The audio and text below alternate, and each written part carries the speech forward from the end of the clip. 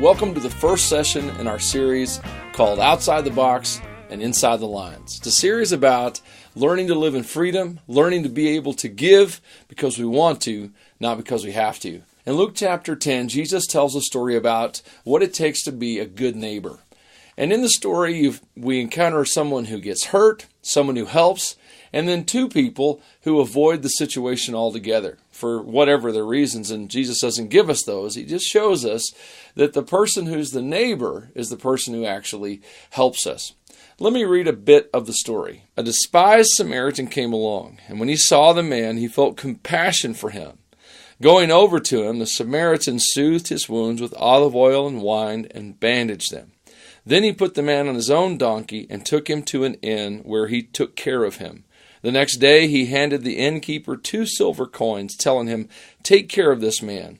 If his bill runs higher than this, I will pay you the next time I'm here." Life is a lot more than just getting by. We're here to help people, but there are also times that we need help, and we need to be honest about those two realities. Often it's hard for us to accept and receive the help, especially that we need. And often it's hard for us to make time in our lives to help others. The way we're going to get to a place where we can do that with balance and take care of ourselves and other people is for us to draw lines in our lives that protect us, that clearly define what is our responsibility and what is not. Let's first start the discussion or the talk with the idea of, do your lines limit you or do they release you? Sometimes we feel like we can't really accomplish what we would like to or even what we need to in life because there are people in our lives that we fear for some reason. Maybe we fear losing the relationship. Maybe we fear that they will attack us in some way, verbally, maybe even physically. Because of these fear issues in our life, we feel limited, and that shouldn't be the case.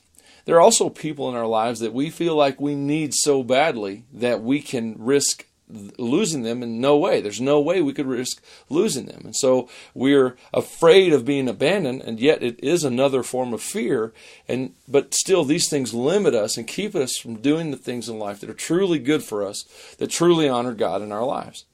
And then there's also just physical limitations. We all have a limited number of resources, time, emotional energy, physical energy. Often we're not honest with ourselves about what we can honestly do well with love and in a positive way.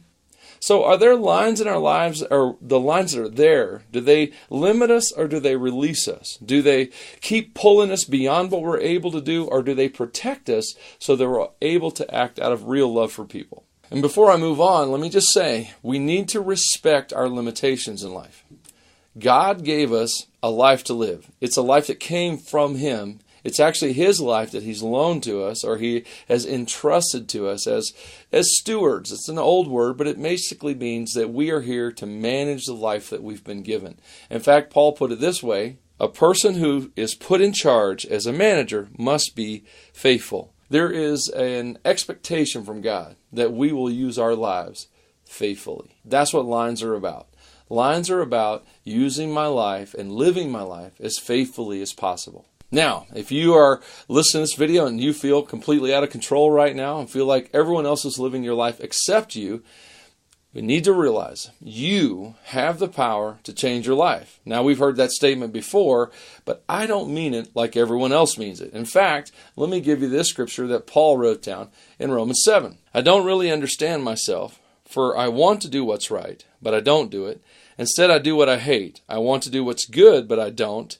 I don't want to do what is wrong, but I do it anyway. That may sound like just the opposite of what I just said when I said you have the power to change your life, because Paul clearly points to his powerlessness here. But that's the point. If by saying I have the power to change my life, I believe that I can somehow magically whip up the willpower to change my life, that would not be true. If we could have changed our lives, we would have changed our lives by now.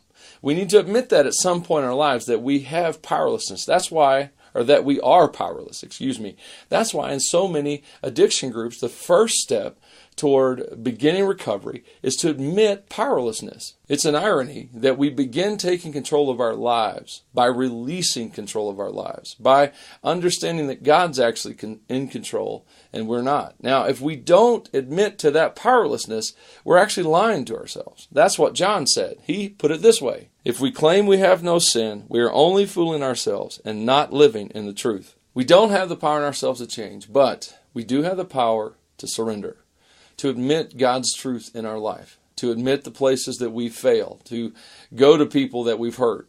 We have the power to surrender, to humble ourselves, to align ourselves with God's truth. And it's when we release the power that we don't actually have that we discover our true strength. Each time God said, "My grace is all you need. My power works best in weakness."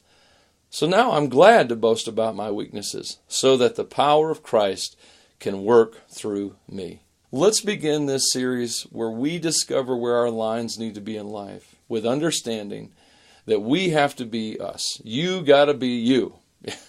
No one else can be you. In fact, Paul wrote it this way in Galatians: "Pay careful attention to your own work, for then you will get the satisfaction of a job well done, and you won't need to compare yourself to anyone else, for we are each responsible for our own conduct." In the end, or rather in the beginning, it's a matter of responsibility. I can't take responsibility for other people's actions. There are things they do that I have no control over.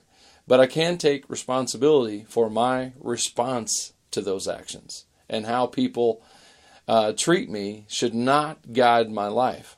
Actually, what guides my life is how I respond to the way that people treat me.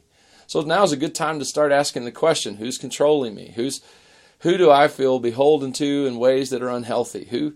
Who is it that is basically guiding my life and I feel powerless to deal with that person? Because you do have power to deal with those situations if you go through it the way we've already talked about. So in this series, we're going to learn about growing in our personal responsibility and being responsible for the things in life that we actually do have some control over, us. And not controlling the things in life that we don't actually have control over, which is pretty much everything outside of us. So I hope this series will help you and encourage you. I hope we'll all grow in what Viktor Frankl called responsibleness, which was a way of being in the world in his mind. It was a way of thinking about the things that happen to us in life that we don't like, that we would not have preferred, that we have no control over, and yet taking control over our own attitudes. So this series isn't about taking control of your life. It's about taking responsibility for it and understanding that I'm responsible for how I respond, for my attitude, for the things that I do. I'm responsible to think about those things and change the things that need to be changed, and to strengthen the things that are strong. I believe that the right lines will set us free from any box that we're trapped in. And so, I hope you'll enjoy this series, Outside the Box, Inside the Lines.